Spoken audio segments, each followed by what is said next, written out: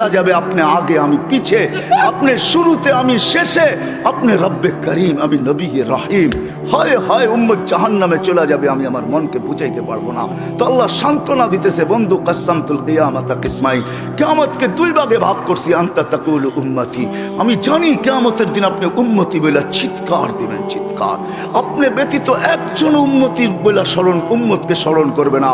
আরো 12 জন, 312 জন রসুল আছে, 1.25 লক্ষ নবী আছে, কেউ উম্মতকে স্মরণ করবে না।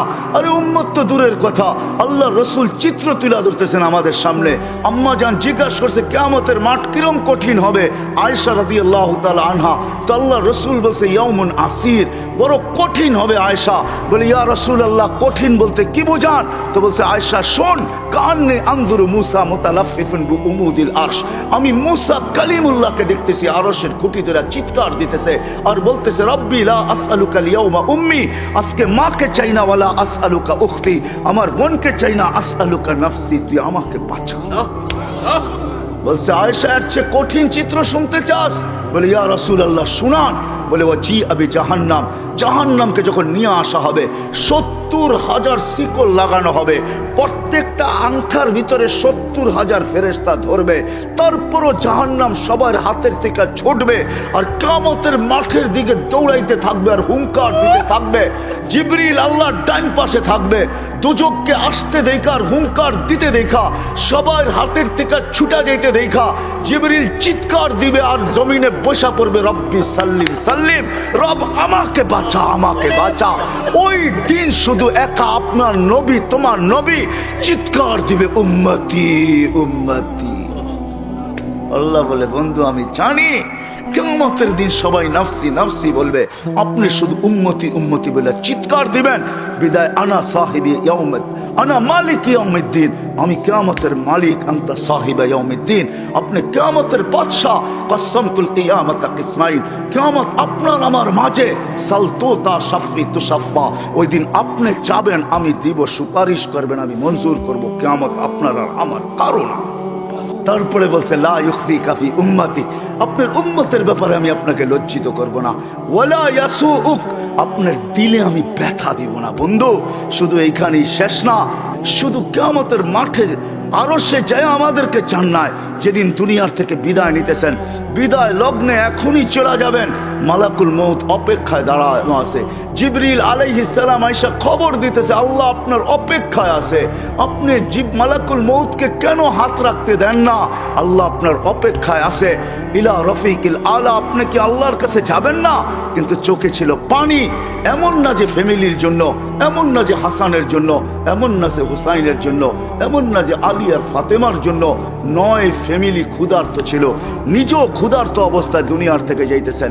এক বেলা না, 2 বেলা না, কয়েক বেলার ক্ষুধার্ত ছিলেন। দুনিয়ার থেকে যখন চাইতেছেন, পরিবারগুলো এতটুকু ক্ষুধার্ত ছিল। আম্মা জান আয়েশা রাদিয়াল্লাহু তাআলা আনহা বলেন, বাতি জ্বালানোর মতো তেল আমাদের কাছে ছিল না, যদি তেল থাকতো তো খিদা নিবারণ করার জন্য ওই দিন তেল পান করে নিতাম, এত খিদার তাড়না ছিল। ওই নবী দুনিয়ার থেকে চলে যেতেছেন, ফ্যামিলির জন্য চোখে পানি না। মালাকুল জিবরিল জিজ্ঞাসা করছে চোখে পানি কেন? বলছে ফামান লিবাদি লি উম্মতি, আমার পরে আমার উম্মতকে কে বুকে রাখবে? আল্লাহ জবাব পাঠাইছে, বন্ধু লা আতরুকু উম্মাতাকা ফারদা ওয়ালা আতরুকু উম্মাতাকা ওয়াহদা, আপনার উম্মতকে আমি একা ছাড়বো না, আমি আসি, আপনি আসেন আসেন আসেন। তখন বলছে জিবরিল মালাকুল মউত ইদান ইলা রফিকিল আলা, হাত রাখো, আমি আল্লাহর কাছে চাইতে চাই। ও এইখানেই তো শেষ না, শুধু কিয়ামতের মাঠে চিৎকার দিবে না। জানি না আপনাদের দিল আছে কি নাই, এটা আমার জানা নাই। কবর থেকে যখন উঠবে, লম্বা হাদিস আমি টানতে চাইতেছি না, মালাকুল জিবরিল আমিন যখন পর মারবে, হুকুম হবে ইতি হাবিবি মাকামুল মাহমুদ, আমার বন্ধুকে মাকামে মাহমুদে নিয়ে আসো। জিবরিল উনি আসবে, পর মারবে আর বলবে কুমিয়া হাবিবার রহমান, আল্লাহর বন্ধু ওঠেন। তখন আল্লাহর রসুল কবর থেকে উঠবে, ওয়াহুয়া ইয়াবকি ওয়া ইয়াকুল, কানতে কানতে উঠবেন আর বলতে বলতে উঠবেন, চোখে থাকবে কান্না, মুখে থাকবে চিৎকার, জিবরিল আইনা উম্মতি, আমার উম্মত কোথায় বল? আমাকে তো উঠাইতে আসছো, আমার উম্মত কোথায় বলো? আওয়াসালা শাফিরে জাহান্নাম, আমার উম্মত কি জাহান্নামের কিনারে চলে গেছে? জিবরিল আলাইহিস সালাম আশ্বস্ত করবে বিইজ্জাতিল্লাহি ওয়া জালালি, আল্লাহর ইজ্জত, আল্লাহর জালালের কসম, মা শাক্কাল আরদা আহাদুন ইল্লা আনতা, আপনি ব্যতীত কেউ ওঠে নাই। উম্মত উঠলই বা কোত্থেকে, আর পুলসিরাতের পাড়ে গেলই বা কোত্থেকে? শান্ত হন, উম্মত ওঠেন নাই। মাকামে মাহমুদে নিয়ে যাবে, আল্লাহ বলবে বসেন না, ডাইন হাত রেখা দাঁড়ায় থাকবেন। আল্লাহ বলবে বসেন না কেন বন্ধু, এটা তো আপনার জন্য।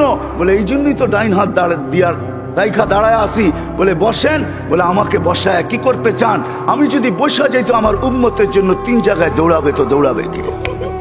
বলছে কোন 3 জায়গায় বন্ধু? বলে উম্মতের জন্য হাউজে কাউসারে কে দৌড়াবে, আর পানি কে পান পড়াবে।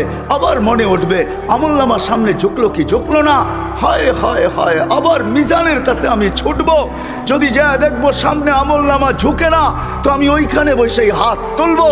আল্লাহ আপনি তো ওয়াদা করছেন সাউফা ইউতিকা রাব্বুকা ফাতারদা, আপনি আমাকে রাজি করে ছাড়বেন।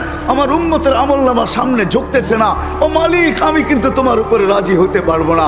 তুমি আমাকে বলছো দিলে ব্যথা দিবে না, লা ইউখজিকা ফি উম্মতিক, উম্মতের ব্যাপারে আমাকে লজ্জিত করবে না, ওয়ালা ইয়াসুউক, আমাকে বিদেলে ব্যথা দিবে না।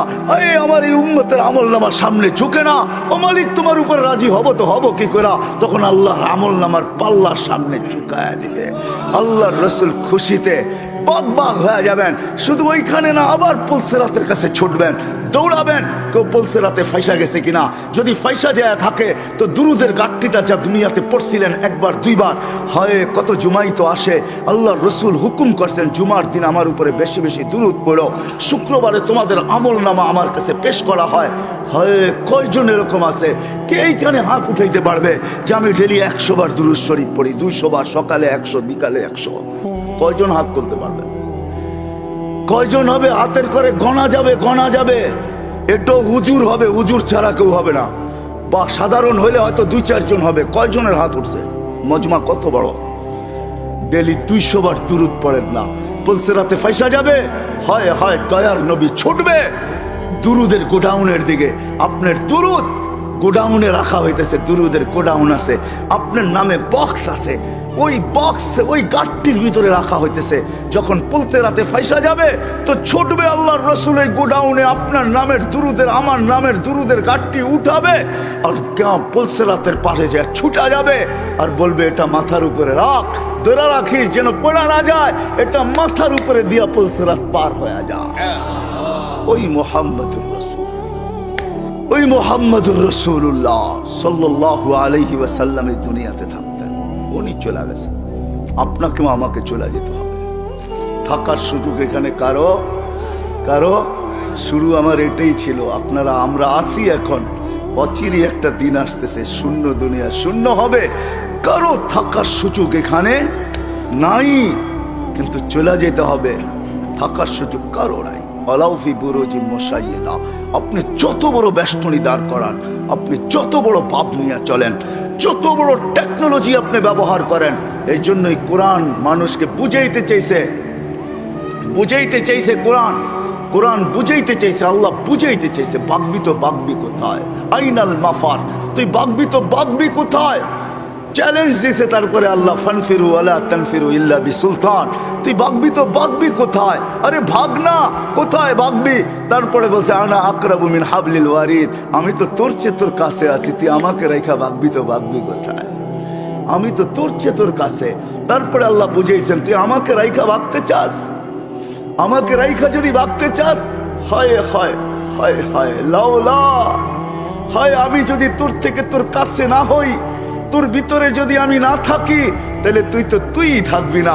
ফালা আইনুন তানজুর, তোর চক্ষু কোনোদিন দেখবে না, ওয়ালা উযুনুন তাসমা, তোর কান কোনোদিন শুনবে না, ওয়ালা লিসানুন তানতিক, তোর জবান কোনোদিন বলবে না, ওয়ালা আকলুন তুমাইয়িজ, তোর আকল কোনোদিন ভালো মন্দ বুঝবে না, ওয়ালা কলবুন তাতাফাক্কার, তোর দিল কোনোদিন চিন্তা করবে না, ওয়ালা ইয়াদুন তাবতিশ, তোর হাত কোনোদিন কর্ম করবে না, ওয়ালা রিজলুন তামশি, তোর পাও কোনোদিন চলবে না।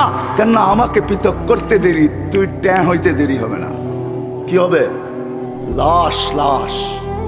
এটার ভিতরে যেটা আছে ওটা আল্লাহর পাওয়ারফুল হুকুম। আমার কুলিল আমরু ইয়াসআলুনাকা আনির রূহ কুলির রূহ মিন আমরি রাব্বি, আল্লাহর হুকুম ঢুকানো আছে বিদায় আপনার চক্ষু দেখে আপনি পাপ লয়া চলেন। ও যুবক, পায়ে হাত রাখি, তুমি যৌবনের পাপ লয়া চলো, আল্লাহর হুকুম আসে বিদায়। এই জন্যই আল্লাহ এক জায়গায় যুবকদেরকে বলছে, শাবাব লা ইয়াক্তারুকা শাবাবুকা, যুবক যৌবন যেন তোকে ধোঁকা না দেয়। কাম্মিন শাব সাবাকাকা ইলাল মাউত, কত যুবককেই তো আমরা বুক ভরা আশা, চোখ ভরা স্বপ্ন সহ তেল চালিত ঘোড়ার উপরে বসানো অবস্থায় দুনিয়ার কোলের থেকে কবরের কোলে শোয়ায়। এই হাইওয়ে বহুত যুবকের জান নিছে, না নাই নাই না নাই নাই, হ্যাঁ, ঘরের থেকে বাহির হয়েছে, বুক ভরা আশা, চোখ ভরা স্বপ্ন নিয়ে সাইজা গাইজা তেল চালিত ঘোড়ার উপরে বসা, ভাবছে চিটাগাং যাবে, সবাইকে ওভারটেক করতে করতে